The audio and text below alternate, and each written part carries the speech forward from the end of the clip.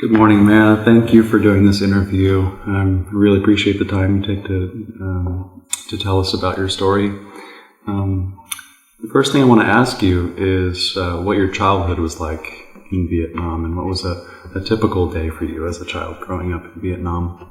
Thank you, Danny, for your trust in me doing this interview. Before I talk about my childhood, I would like to show you where I came from. I came from Vietnam, the country in this purple color. Vietnam sitting along Pacific Ocean, border with China in the north. You see the whole yellow area here is China, and Laos and Cambodia on the side. And I also would like to show you Indonesia is down here. That's the country I will mention later on in my boat people's story. So, my childhood attached closely to my parents. So you will hear about them all along. Okay, I was born in the city of Saigon, so the way down here of Vietnam. But my parents both originally came from the north, all the way up here in Hải Phòng, a seaport, a very famous seaport in the northern Vietnam. They both migrated to the south around 1945 in a different situation. My mom ran away from her stepmother, who made her work all day long in the field, the rice field, and didn't allow her to go to school. So one day she took a train, went all the way south, about 1,000 miles away from home, to Saigon, the big city of the southern Vietnam. My father, who was the member of the nationalists against the French domination in Vietnam, he tried to escape the French police. So one night he rode a horse, crossed the mountain, went down to the sea, got on a boat, and went south. His journey took quite a few months, sometime by foot, by boat, by train, by car, and he finally arrived in Saigon, where he met my mom later, and they got married. That's the cutest thing about my parents I would like to tell you. Yeah. When they got married, my father found out that my mom was illiterate. So every day after work, he sit down and taught her how to write, how to read Vietnamese.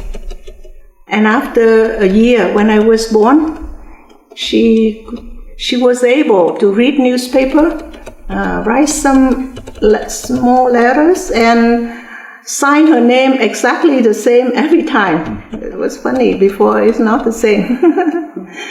And my parents had a small house and a motorcycle. And my first fear was the sound of the motorcycle. I was scared of the loud noise. So every time my father had to fix it, he had to send me away with my babysitter. But my most worst fear was being lost, because I was lost one time. When I was about 2, I went to the market with my mom, and while she was busy choosing fruits, I got bored, and I started to sing and dance around. And I danced around and around until I couldn't see her anymore. So I cried so hard. One old lady took me to a butcher shop, told me to stay there when she went out to look for my mom. So I stood there at the corner, and suddenly when I looked around, I saw a big pig hanging up on a long hook. So I screamed my head off until my mom found me. When we came home, my father raised his voice. He said something like, oh my God, you would kill me, And my father was a very quiet person. He rarely raised his voice. Yeah. I remember his lullaby. He sang to help me go to sleep every day. And I like to share it with you. It was like,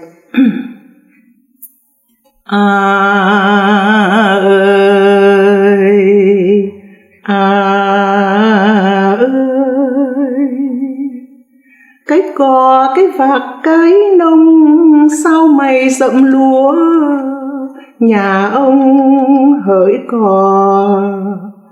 Không không tôi đứng trên bờ, mẹ con cái vạc, con ngồi đâu đây. His lullaby stay in my heart and my mind forever. When I was 5 years old, my parents took me to visit their homeland in the north. It was my first plane trip, and it was the most miserable one. Yeah, my parents planned for 2 months. But it rained all day there. It was freezing cold, and the road was so muddy. Every time I went out to play, I fell, ruined my clothes, and got yelled at. And every morning when I woke up, I saw a steam came up from a basket of sweet potato. I never ate sweet potato before, and I hated it. And I started to cry and cry. Sometimes I cry all day long for no reason. And all my cousins got annoyed, and they called me the cry princess.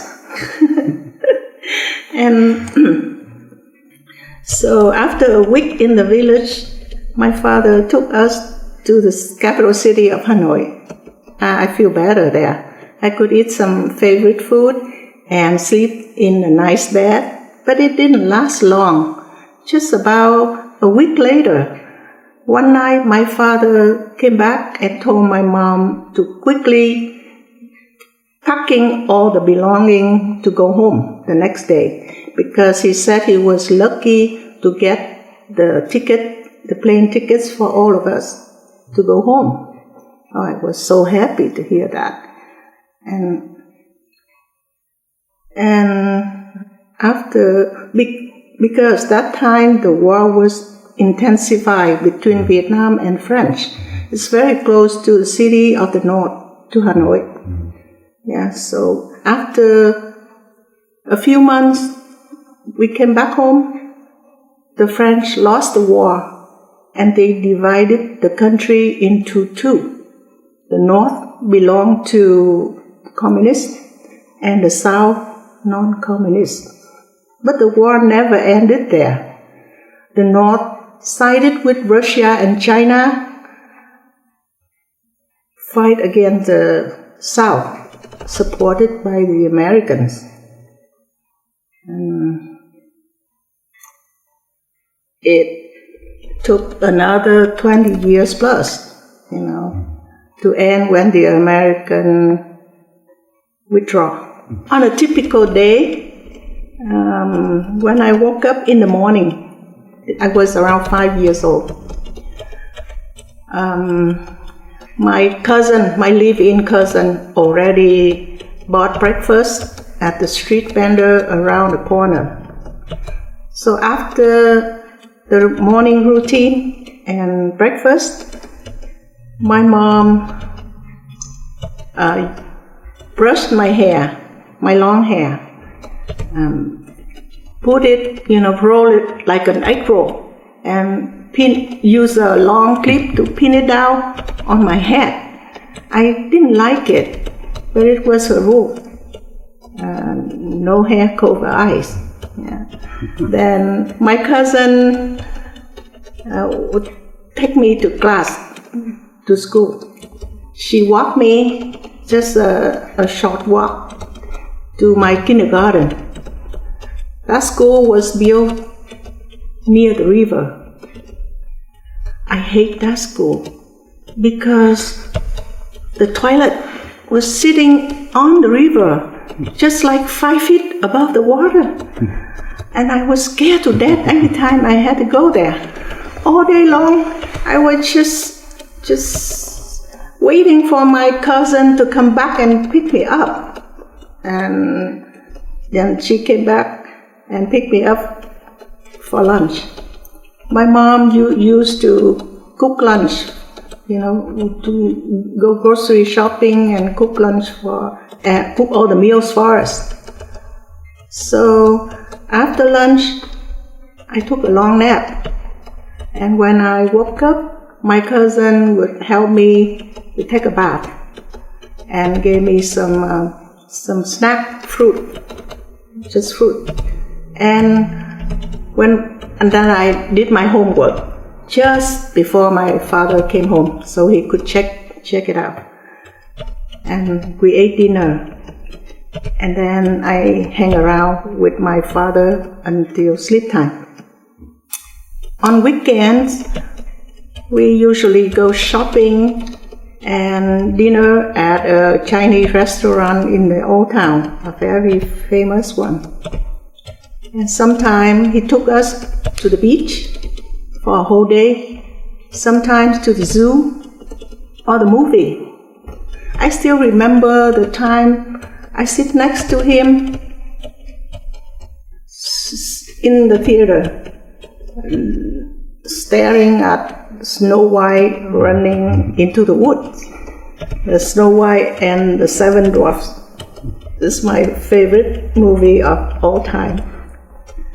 So I think I have a nice, loving, and very comfortable childhood. So as a child, what was your school like in Vietnam? I just talked about my kindergarten and how I hated school.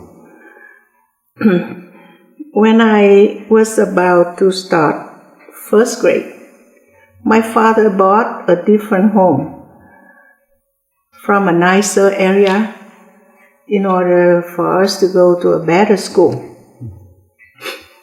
But ironically, there was 500 applications for a 50-student class. So I had to take the admission test. Yeah, I remember my father waiting for me outside all the time.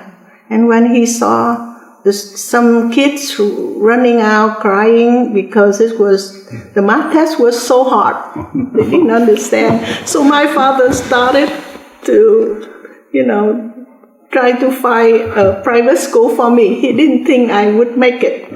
But I passed. Luckily, I passed. I made it. I got in. I went to that school for 5 years, then started another admission test to the high school. I can tell you how the school was like in Vietnam. It's only one word: exam, exam, and exam. From elementary school to high school, there was 13 years, just like here. But we took tests all the time. All the time. Exam in class in order to go above 1 grade. And then admission exam, like going to elementary school or high school, if you want to go to a public school, a popular one, you got to pass the admission test. And then during high school, you got 3 national tests. It means that all the students in the entire country have to pass those tests in order to go above one grade, above the grade. The first one was called the high school test. It's like around 9th grade, the end of 9th grade. And then at the end of the 11th grade, you had to take the baccalaureate 1.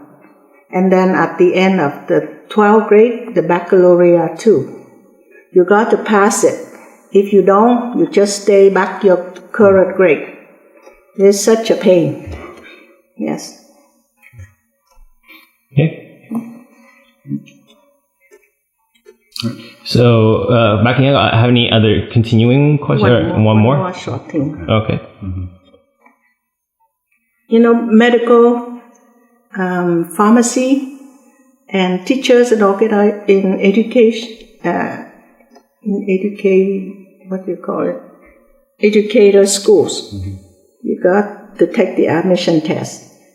But luckily, I just wanted to be a lawyer. So, the law school just require you an early enrollment and a small tuition. So I applied for law school. What did your parents do for work? My father was an entrepreneur. Started with small business in home building and renovation. My mom was a housewife all her life. My father, I can say he's a very honest and talented entrepreneur. He had about 100 employees. I sometimes help him with the payroll, so I know. Yeah. And one time, when his business was blooming, he was able to save enough money to rebuild our single home to a 3-story home. He drew the whole house diagram himself and submitted to the city and used most of his workforce to build it at a record time. I remember the house had blue marble in the front with flower planters all around the balcony. And there's a built-in fish tank in between the living room and the dining room, and an open atrium in between the family room and the kitchen. And he also saved some room for his 2 cars in the front, in the ground floor. And he hired 2 chauffeurs, a friend for she was a chef, a cook for a French restaurant, and he hired her to be our chef, and 2 housekeepers. At least 2 housekeepers, I remember. Yeah, and our life was pretty comfortable there.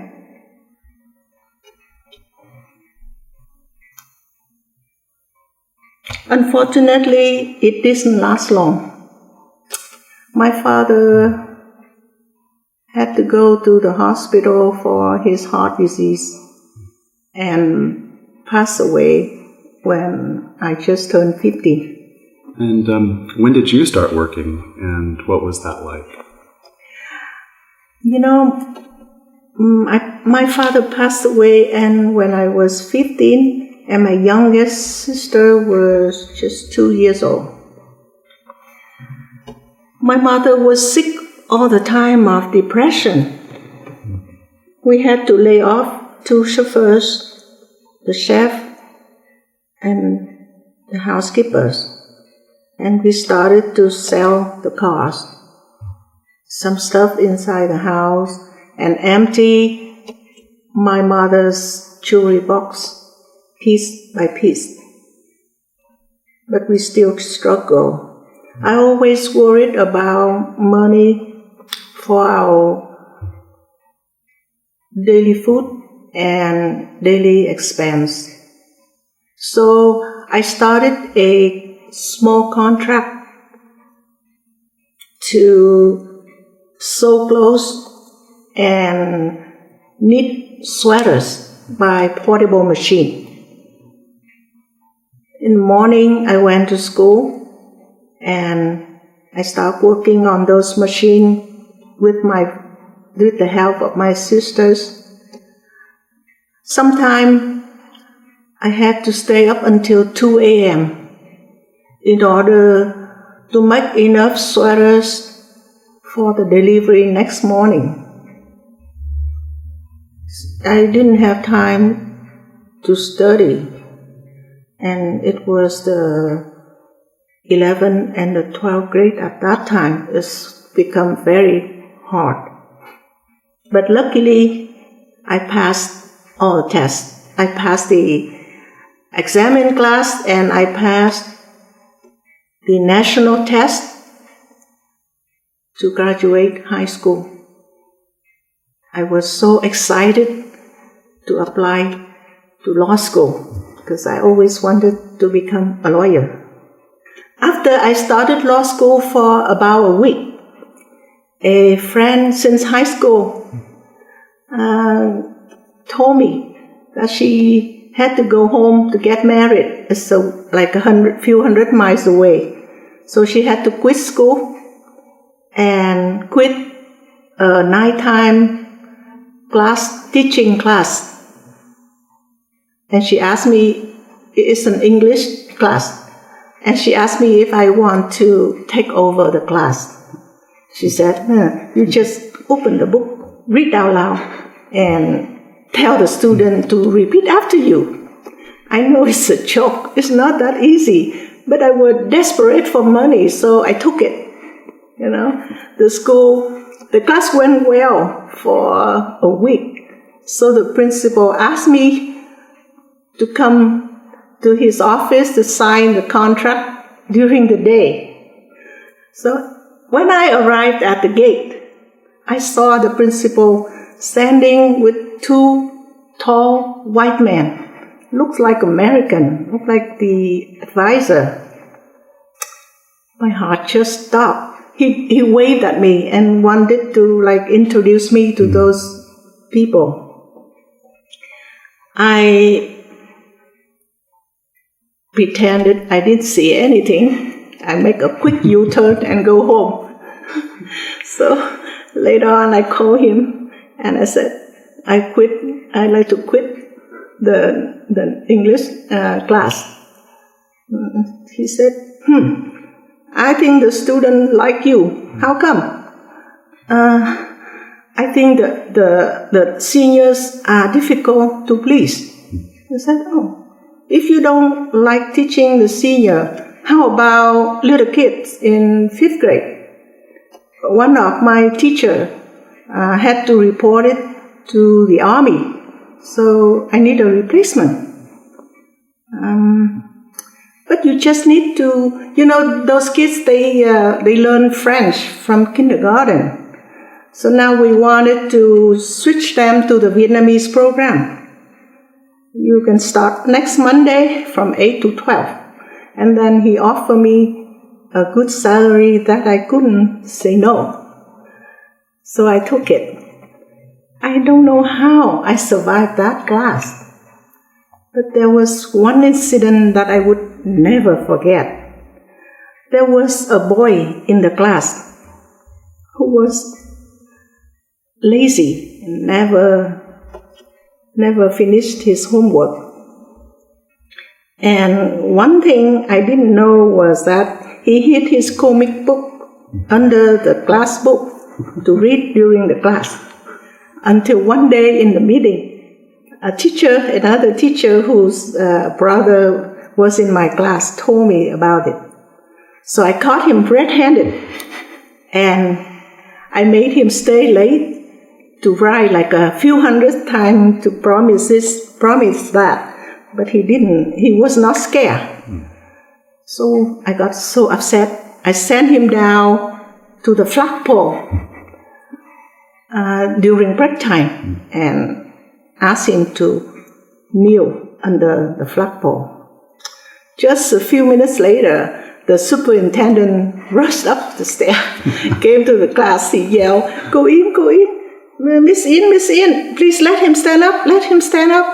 He said something like, "We only kneel in the church in front of Jesus." Oh my gosh, I was scared to death. I didn't know it was, I knew it was a Catholic school, but I didn't know the rule. So I made him stand up for another half hour, and there was no more comic reading in the class. At the end of the school year, he was good. He was a good student.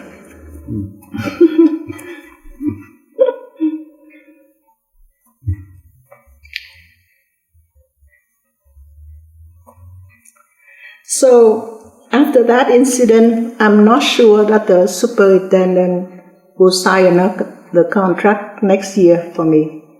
So I started to look for another job. But I didn't have to look long, because during the summer, a neighbor friend told me that IBM, International Business Machine, a large computer corporation, offer a programming class at their office in Saigon, and they are selecting candidate for the class. So I applied. I took the test. I passed the test, and I went to the class. I didn't know what computer, what programming, or what that meant. I even never used a typewriter, But after 3 months, I passed the test with honor, a second place in class. So the IBM consultant, quickly sent me to work for their customer. One of their customer, it was the Vietnam Power Company. That company was releasing the IBM machine. Just started to use the IBM machine for their business. So I got the job, and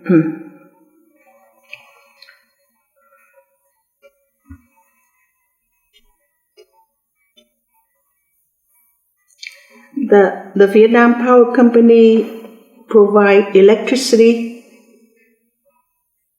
and services for the entire South Vietnam. It was a big change for me, and I love this career, and I worked for the company until I left Vietnam. It's about 7 years, and continue to work in the computer environment in the United States for another 30 years before I retired. So when did you meet Bo, and how did you meet? Bo came back from Australia in 1971, after 8 years of college in Melbourne, Australia. I started there 2 years earlier, and I was in charge of some major application programming. He came to work after it's pre-arranged by his father and the president of the company. They were friends. So before he came to work, my boss, he already warned some of his trustful managers that this guy is a spy for the president. The president sent him to spy on us because there was a complaint that we spent too much money. Our center spent too much money. That's why I keep a distance from this guy.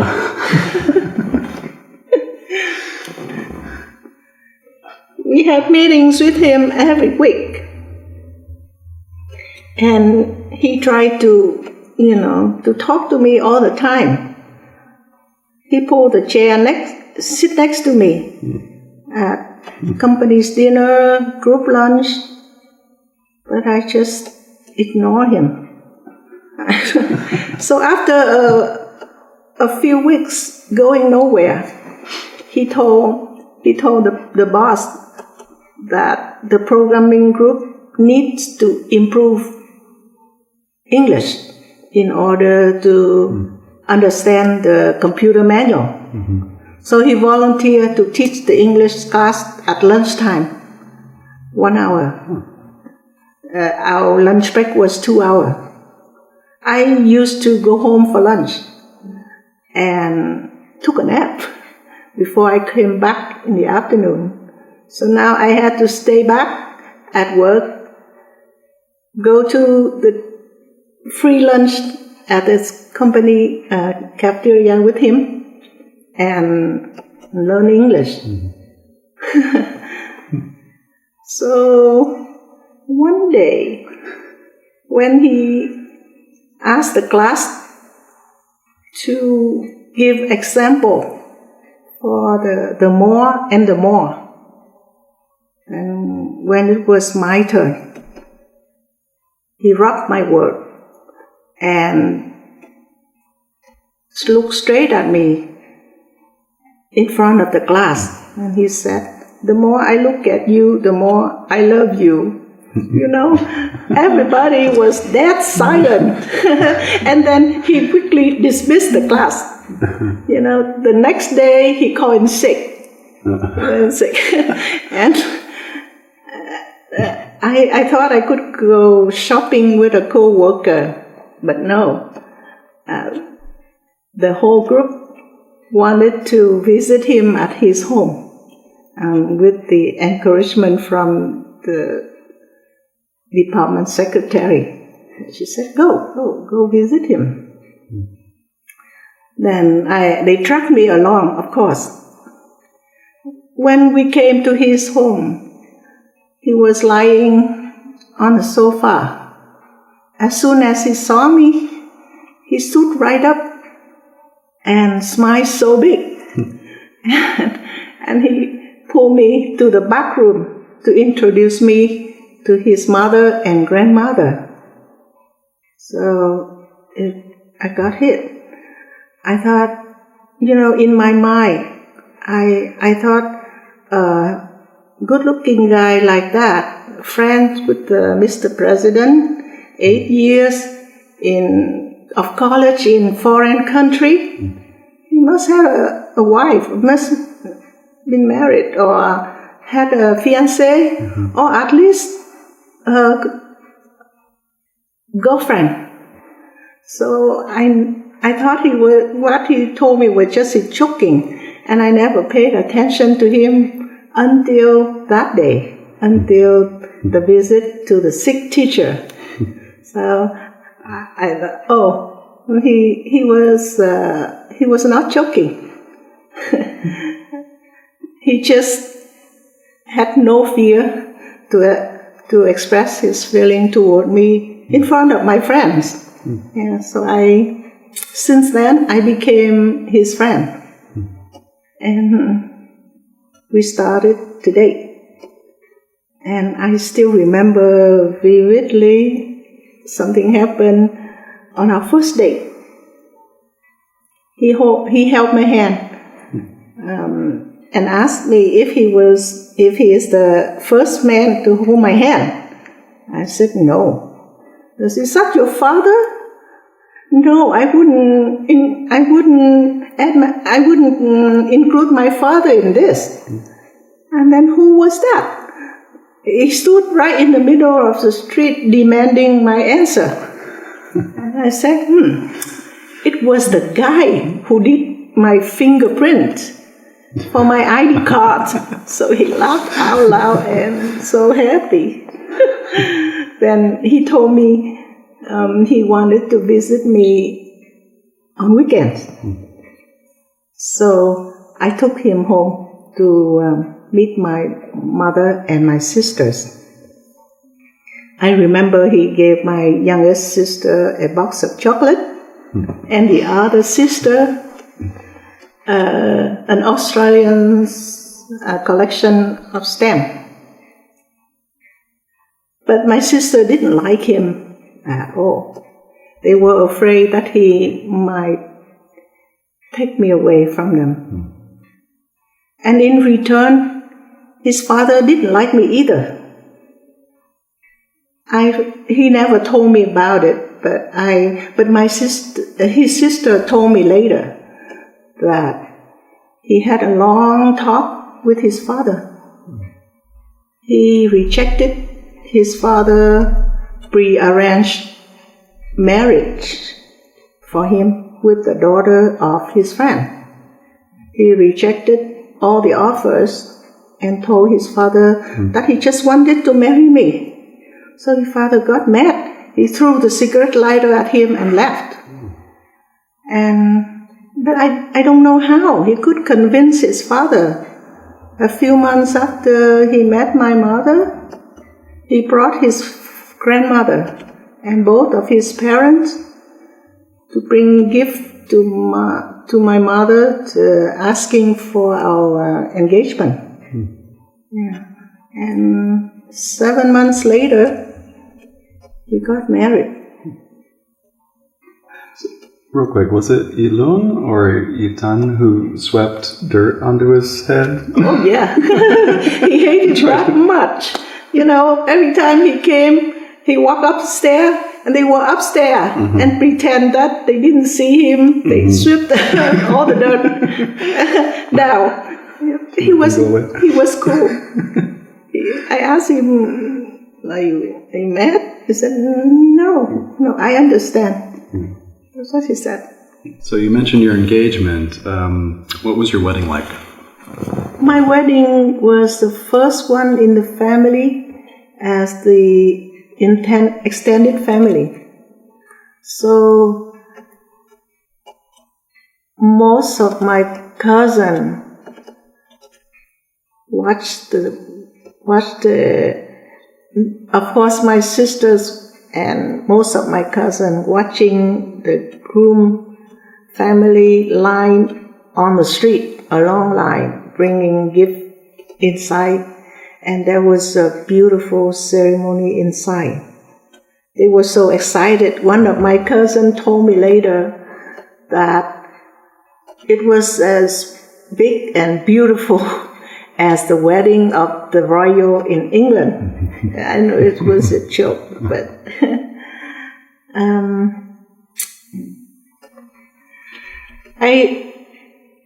for my wedding, all I did was to design the card and choose my gown and make my own hair and makeup.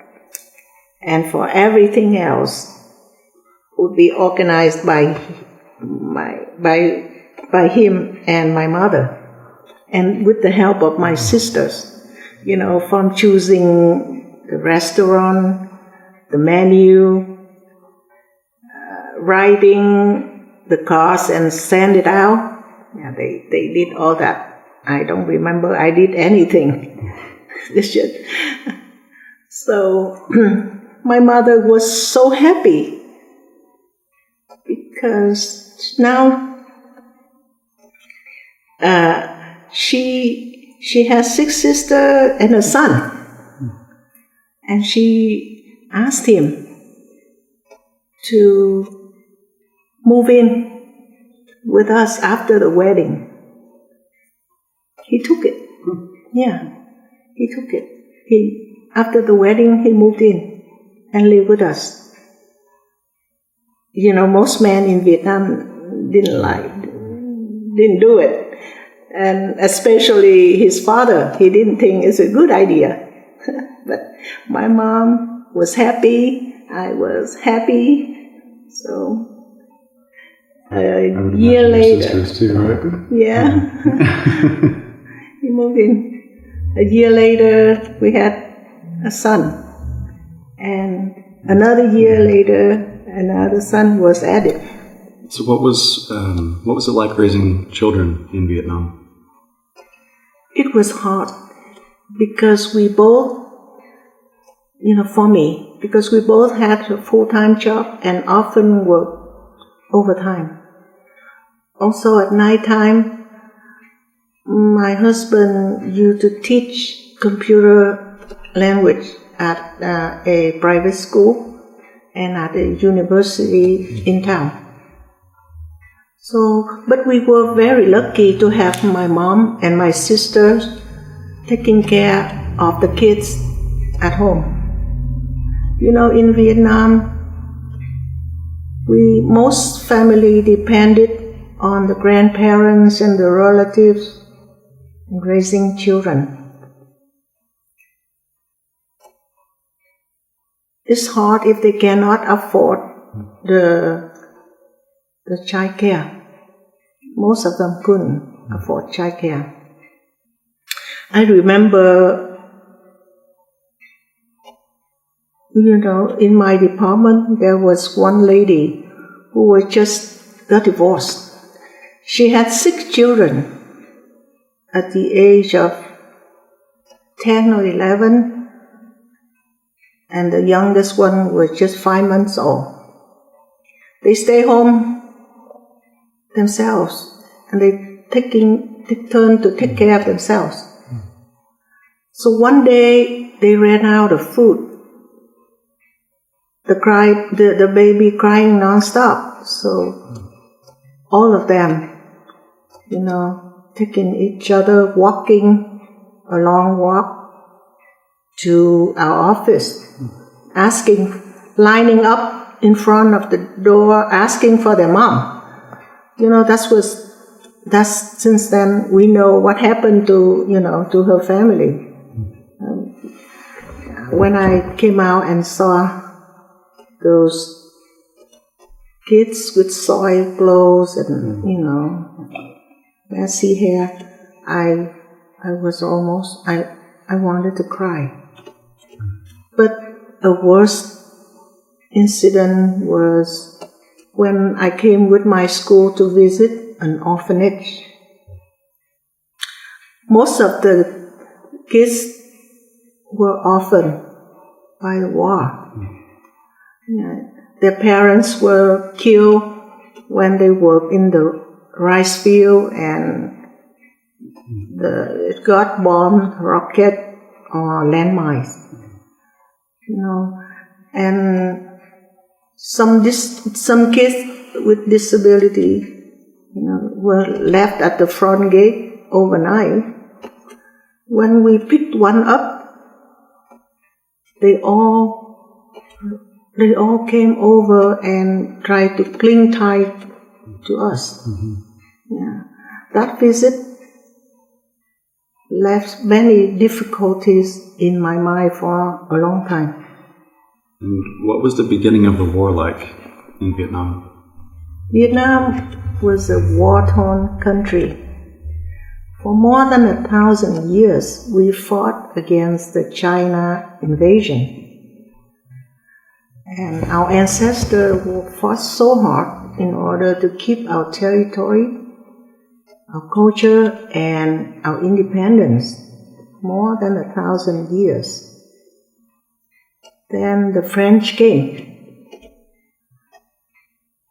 Again, another 100 years, we fought against the French domination.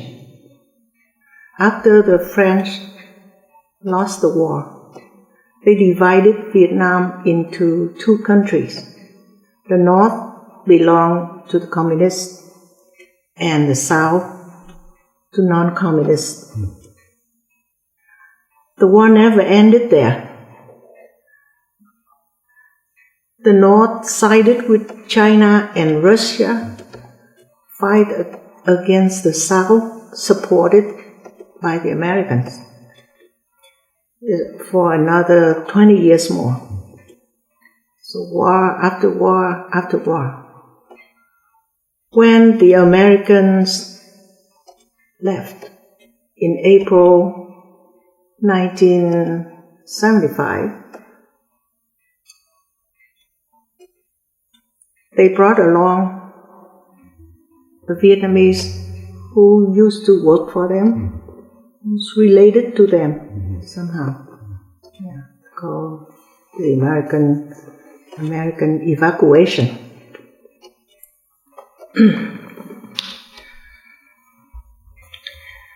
You know, we live in a city, in the capital city of the South. The war happened all around, the battlefields all around, but never hit that city just once. When the North military came closer, and I heard gunshots a couple of blocks away in the night. But in the morning, they all left. Yeah, so just one time. Many years before the evacuation, just that one time. So we learned about the war from newspapers, radio, television. The first time I experienced the war was the last day when we left with the American. It was in the airport, but the airport was bombed, rocket, and we tried to take the helicopter out of Vietnam. Yeah, that's the first time I experienced the war. We were hiding in a bunker and waiting for the signal to get out and get on the helicopter. And I saw helicopters, two of them exploded and burned. And that image, haunted my 1-year-old son for a long time, until he started his preschool. And the teacher asked the class to draw something. He drew the 2 helicopters exploded, burned, with people were stuck inside, in the middle. Yeah. So it was terrible. How old was Nguyen at that time? How old was Nguyen at that time? He's a year and a half. Okay, when he drew that? When he drew that, he was in preschool. Okay. When he left Vietnam, he was a year and a half, okay. And Thắng was just a month and a half. Oh, wow. He was a month and a half. I carried him in a bag. I sewed a bag and hang it on my neck. Yeah. I was lucky that I did that. Mm-hmm. Yeah. One of my cousins, after the war, he came to look for me. Mm-hmm. He found our house finally, but was not allowed to come in. Was not allowed to come inside. They said that the owner of the house already left with the Americans. So the house now belonged to the new government. The new government let six 6 families, must be their relatives, living in the upper floors. And they make the ground floor a common market and a printing shop for the government.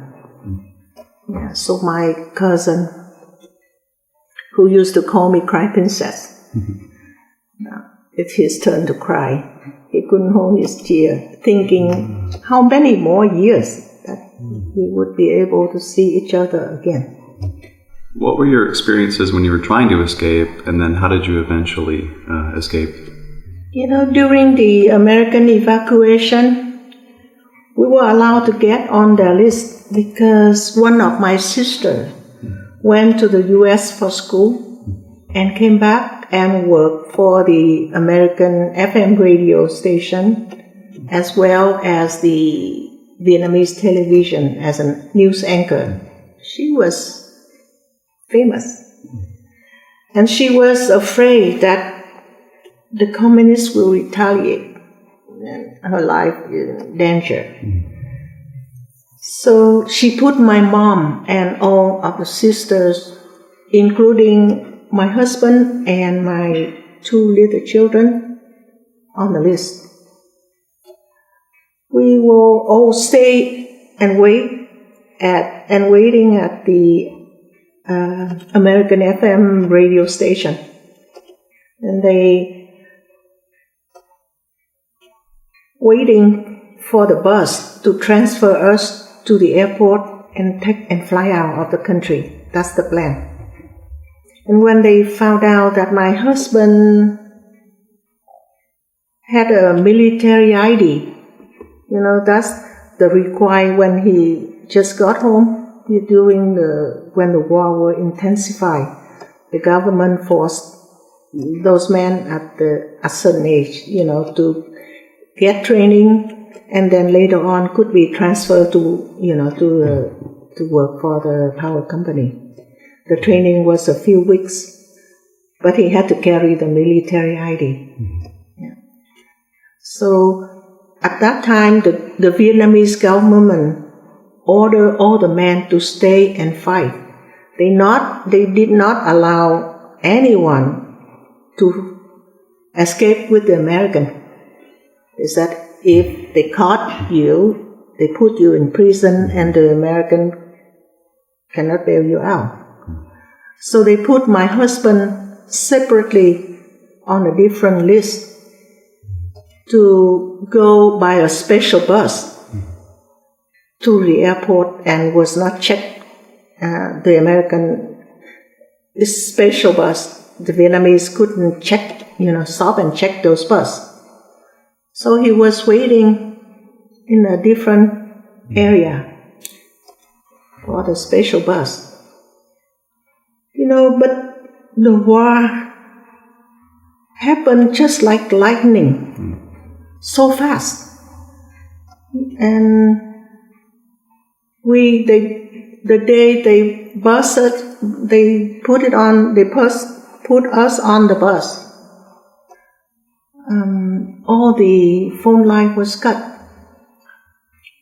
So I couldn't contact him. I thought he already left with the special bus. I thought. Okay. So I could not contact him. We went to the airport. We were hiding in the bunker, just waiting for the signal to get on the helicopter. At that time, no more regular, plane to fly out. They used helicopter to lift us out. So when the signal came, we ran. With my 1-month-old in the back hanging on my neck, a small bag of his formula and some clothes on my shoulder, and the other hand holding my 1-year-old son with my mom, carried him, get on the helicopter. I think my mom and I were the last one to get on. the helicopter took off right away. I still was unstable. Took off right away. And then I saw, helicopters blowing up, exploded, burning all around. I thought we couldn't make it. Then when I looked down to my son, he turned blue. Seems like he didn't breathe. So I screamed for help. Then one lady who stood next to me, she quickly pulled out a small bottle of the green oil, hot green oil, and she massaged his bottom of the feet, and he moved it. And she said, "Oh, he's okay, just suffocated a little by the air, by the strong air caused by the helicopter." Okay, so he was okay. And a few minutes later, we landed on the deck of the 7th Fleet, waiting out in the Pacific Ocean. It was getting dark. And without waiting, they transferred us right away to a flat-bottom barge in the middle of the night. It was so dark and choppy.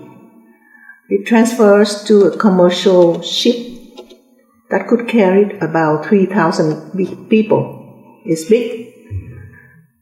When we got close to the ship, I saw a long rope ladder, hanging. And the only way to get on the ship is to climb up that ladder. I stood there so scared and devastated. Don't know how we could make it. So I was the last one to leave the barge. We could hear some screaming. The parents that their child fell off to the sea. They couldn't do anything to rescue them. So, just like a miracle. And I don't know how long it took. We made it. We all made it to the ship. And it took the ship a week to arrive to a refugee camp in Guam. Guam is a dependent territory of the U.S. So what was life like in America when you first arrived? The transition to America was not easy at all without my husband. A month after I arrived in Guam, I received his telegram from a friend, forwarded by a friend in Japan, to tell me that he didn't make it. Yeah. Then I decided to stay in Guam, waiting for a way to return to Vietnam. At that time, almost all of the refugees already transferred to the mainland, including the sisters. Yeah. After a few months, finally, the American allowed about 3,000 Vietnamese who wanted to go back. They provided a ship for them to go back. There's one person who could, in the group, who could drive the ship, but there's no doctors, no nurse, just some medication they provided.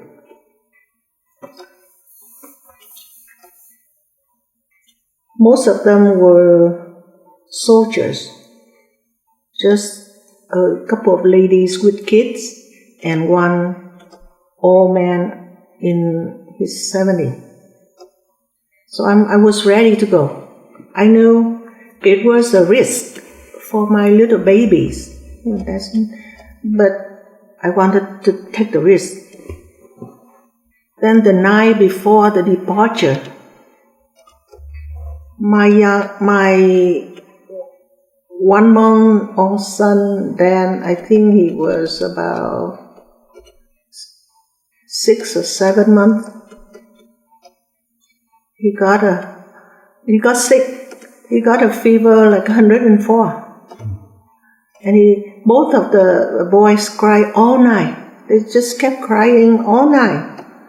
So the next morning, I thought I couldn't risk their life.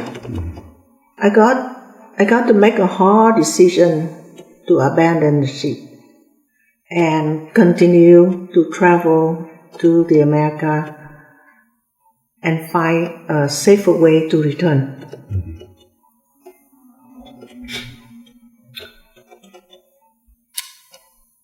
We arrived in California in December 1975, almost Christmas time. My little baby was 8 months old, and the older boy was about 2 years and a half. I was the last refugee to leave one. I was the last one. The head of the evacuation operation went to the airport and said goodbye to me. Yeah. He said they all were happy because I abandoned the ship. They didn't want me to come back.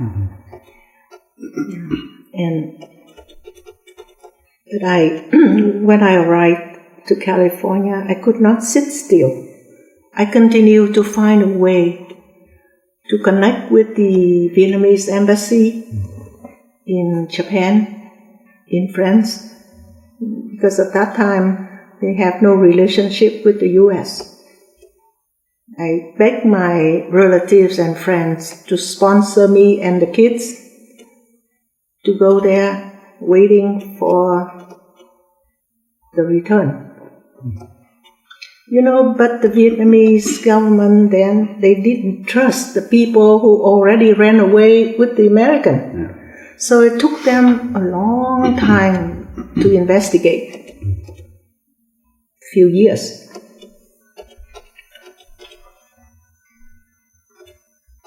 I was so depressed. A social worker was sent to see me almost, I think, every other week. She came to make sure, I was okay. They thought I had some kind of a mental illness. So one day they sent a Vietnamese social worker, and she told me, if you keep, behaving like this, they will take away the children. They won't let you raise the kids yourself. It was like a wake-up call to me. Yeah. The children are my life. I could not, lose them. So I slowly started to change. Slowly, but I changed. I changed to being more healthy and function normally. At that time, I got a letter from my husband through the friend in Japan. He was just released from the re-education camp, and he will try to escape. He told me to stay there in the U.S., waiting for him. So that's when I started to find a job in order to be able to sponsor my husband in case he could escape. Yeah. So I went back to school. I went back to school to learn English, as well as to refresh my computer knowledge. That's why I signed up for Orange Coast College to start school.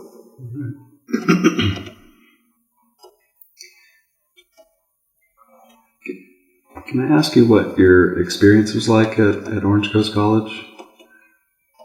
So I signed up for some computer classes at nighttime at Orange Coast College in the fall of 1977, almost 2 years after I settled in Costa Mesa, California.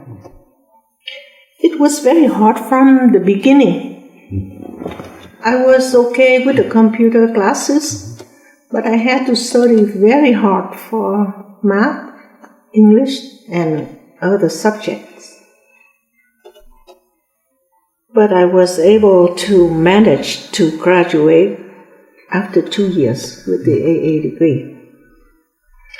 And I got some good scholarship to continue the education in Chapman College. But right before the school started, I got another letter from my husband.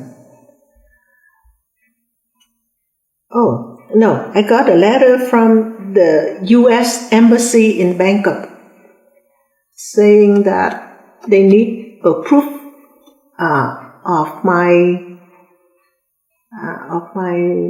salary in order to approve the application for family reunion. So that I can support my husband without making the government here do it, Okay, so no more school for me. I went to look for a job. It's not easy, but finally I got a job at Parker Hannifin, a big aerospace company, that as a programmer analyst, and I stayed with that company for almost 30 years. So Bo didn't make it out at first. How did he eventually make it out, and what was that like for him? I wish that Bo could write or record his escape out of Vietnam, but now I know why he didn't.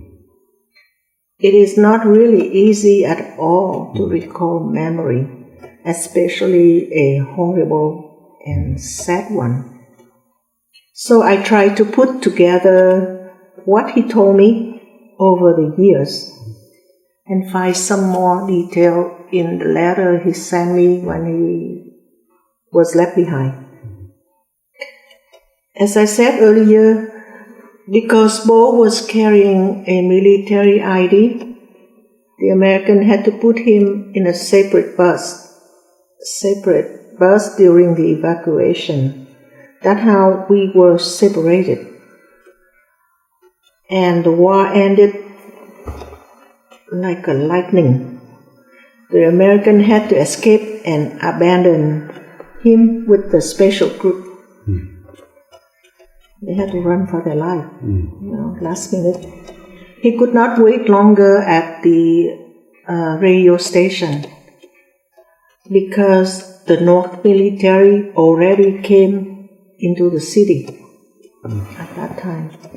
He drove to the station where we stayed, where the family stayed, looking for us, and found an empty bag of my sister left there. So he knew we already left and just prayed that we got out safely. He went home and reported to work the next day. He also sent a telegram to our friend in Japan to let me know he did not make it.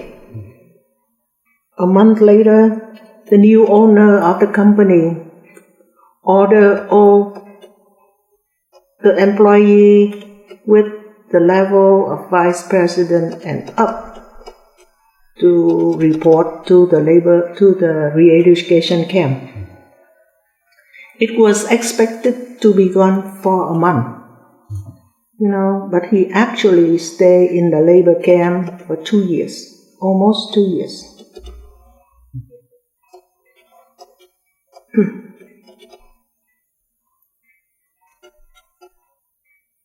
During that time,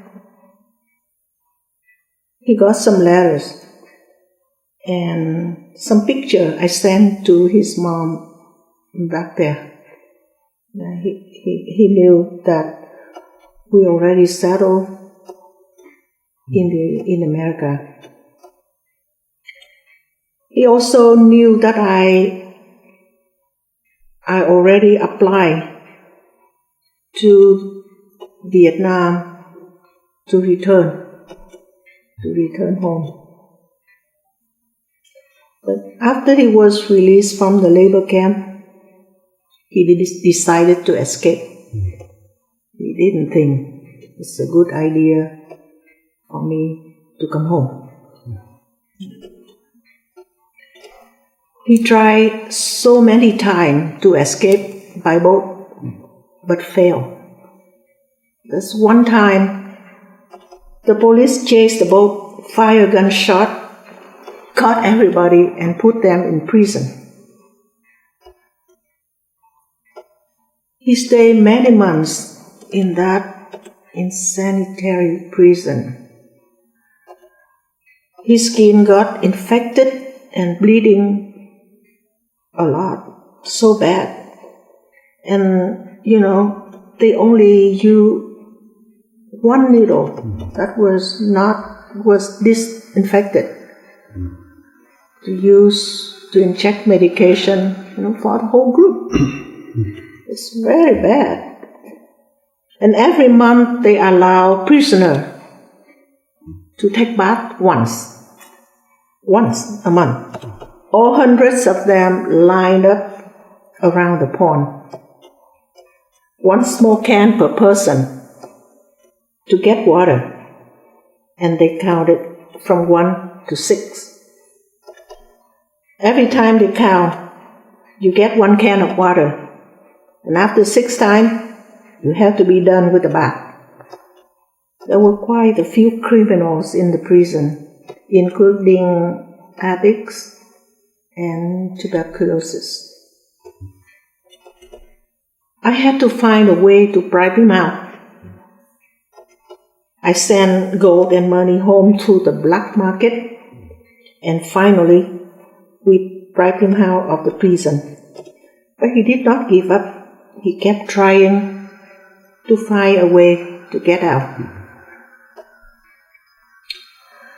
And one night, on the birthday of his son, it's July 2nd, 1980, he left Vietnam in a small riverboat, 2 meters wide, 10 meters long, with more than 50 people. The owner of the boat just planned for like 25 people, but 56 show up. The captain had to, leave immediately because he didn't want the police to know and chase them. So there was not enough water and food prepared. And with only one small compact, they headed out to the international water.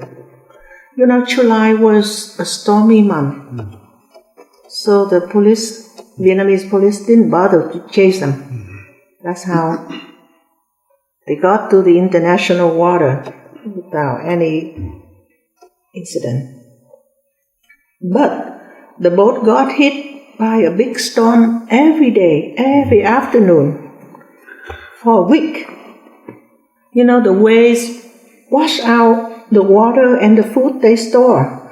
My husband never drove a boat before, but since he was the only one who didn't get sick with together with the captain, he had to help the captain drive the boat.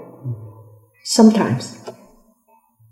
If you ever ever seen the movie The Perfect Storm, you would know how high the wave in a storm is.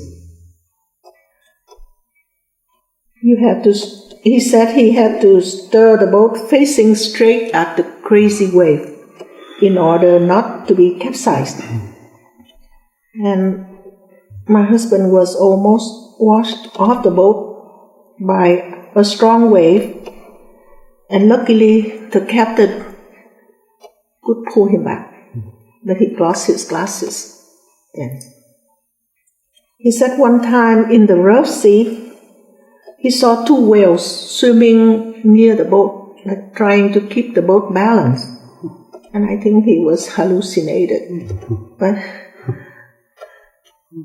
during that week-long journey, a few kids died and had to be buried overboard. My husband himself many times thought he could not make it. But he tried to focus on us, his wife and children, and told himself to stay strong.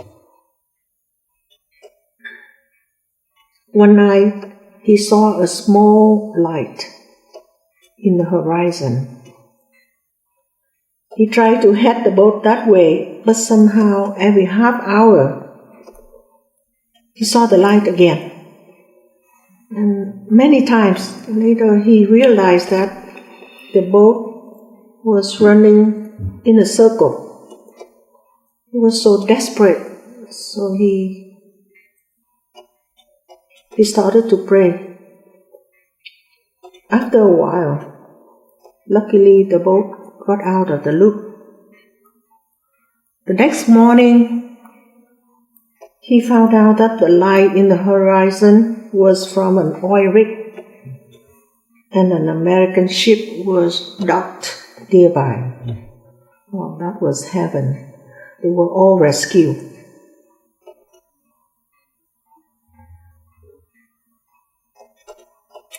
When he looked down, the boat just looked like a small toy, all ripped. They had to destroy that small boat after all people got on board the American ship. Unluckily, one of his friends, who was a dentist, who just got crazy. He had a mental crisis after the journey, and as soon as he got up to the deck, he jumped right off back to the sea and killed himself. So sad. The American ship then provided water and food and quickly transferred all the people from the boat to an island in Indonesia nearby. My husband says he feels like he was reborn, alive again. He stayed in the refugee camp in Indonesia for 5 months, waiting to complete the paperwork and transfer to Singapore to fly to LAX. It was the week before Christmas. My family was reunited after almost 6 years. December was a wonderful and special month for us, because 4 years later, also in December, my daughter was born and brought a lot of joy to our family, and brought a lot of joy to you now. She became your wife. Do you ever think what your life would have been like if you would have never left Vietnam?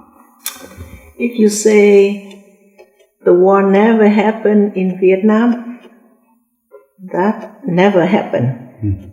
Yeah, Vietnam just when one war after another never ended. So I rarely think about it when I was back there. Now sometimes I think back and I regret that I left Vietnam without my husband. I wished if it could not get out together, we'd just stay back together. In my dream, our life would be struggle for the first few years. Then we could manage to make it better, but stay together. My husband did not have to risk his life for those dangerous escape. Did not have to spend many months in the unsanitary prisons, and did not have to get infected with those illnesses. And at this time, maybe he's still alive and be with us. I think my husband knew about my regret and wanted me to get out of it. He left me a note in his phone when he was in the hospital a few weeks before he passed away. He wrote, "I'm willing to fight my illnesses like I promised you, but if something unfortunate happens, be aware that I'm happy. I don't regret anything. I'm not afraid to go, so you shouldn't either. I live a long, reasonable, useful life. I could have died during the prison time in Vietnam or during the escape out of Vietnam. But instead, I am granted another 36 years to be with you and our children. I am happy. I don't regret anything."